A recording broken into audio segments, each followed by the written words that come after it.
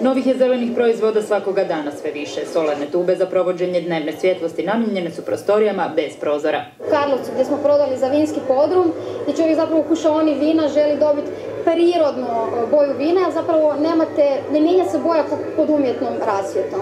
Ekološka osviještenost se isplati. Već za neke 4 godine, dakle, vi imate kompletno isplaćen sustav. Država će povećati potpore za sve one koji grade male bioelektrane ili hidroelektrane. To je da zaposlimo naše ljude i da dižemo tehnologije gospodarstvu.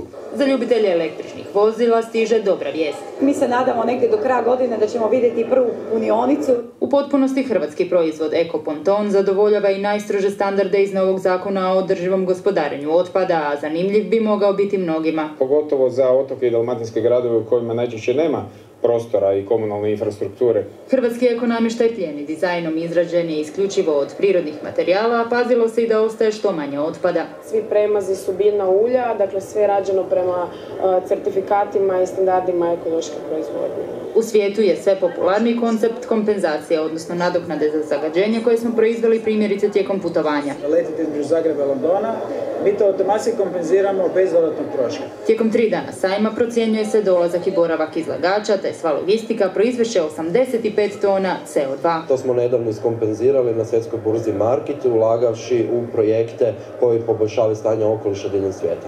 Najzeleniji sajam u Hrvatskoj traje do nedjelje.